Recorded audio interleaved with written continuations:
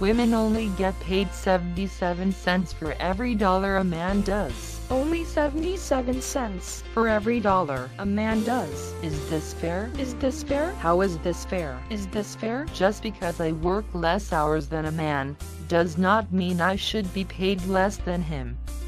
Just because I am a woman. How is that equality? Just because I make sandwiches, does not mean I should get paid less than a male miner.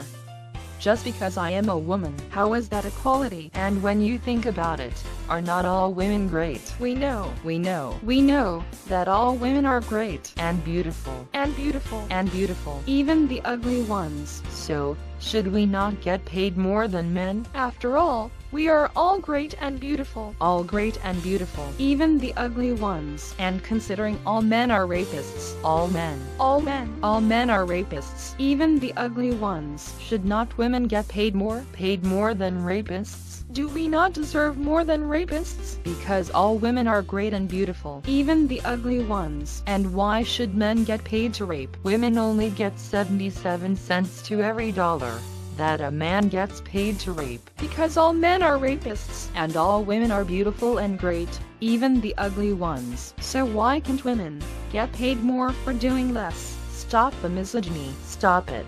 Stop the misogyny. Stop it now. Stop the misogyny. Stop the misogyny. Because women deserve more. We deserve more. We want more. More. Because women deserve more than men, just because we are women.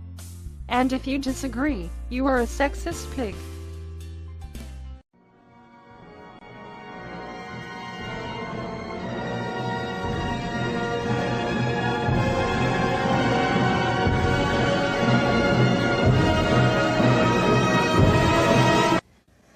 I would like to, for a moment, ask you some questions about the economics of job getting in terms of the blacks versus the whites. The statistics I was able to pull together indicate that at the present time, white males make $17,427 on an average basis for the year.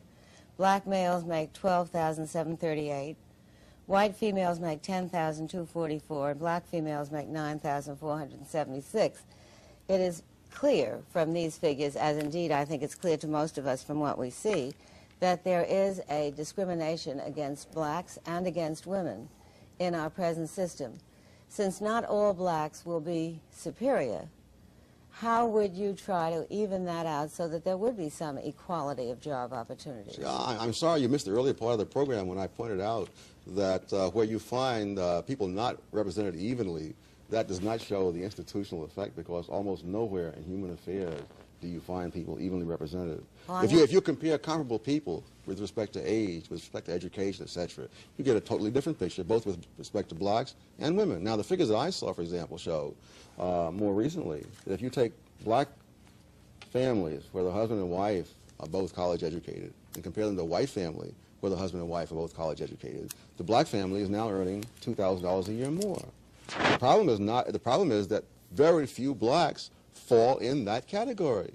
That when you compare category for category, then we're talking about getting people a decent education. I'm saying that you cannot say that numbers collected at the employer's place of business reflect simply the employer's policies.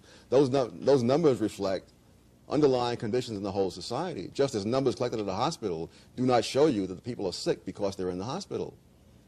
No, I would agree with that, but you would also have to agree that, generally speaking, women are paid less, for example, for the same jobs as men. No, I would not. I would not agree with that. If you're talking about women with the same number of years of experience, with the same continuous service, etc., then when I look at that, I don't find that disparity. I find, for example, in many cases, the women are making more, depending on how you break the data down. The difference with women is between married women and everybody else. That's the real difference.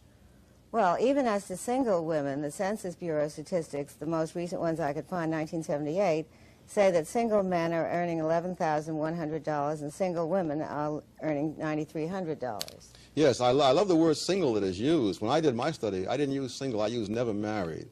You see, a woman who is single at age 40, having spent 10 or 20 years raising children, is really not quite the same as a man of age 40 who's been working continuously for 20 years. And the differential she cited is not that great, so he could easily be accounted for by the Yes, you because when I raised. break them down the other way, I did this for the academic world, and there I found the women who are never married, which is the term the way I take it. There they were earning more than the men.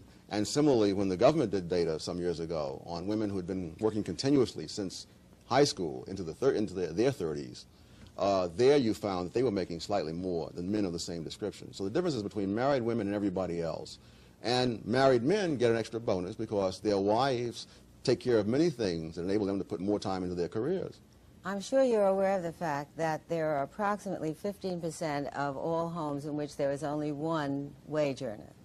So that when you talk about women being able to take care of things for their married mate wage earner, the fact is that in the overwhelming majority of American homes, the women also work. And therefore, I don't think your explanation that women have other responsibilities and that that's why they are... Work can mean part-time work or full-time work. Women do not work full-time to the same extent that men. Part-time workers make less than full-time workers.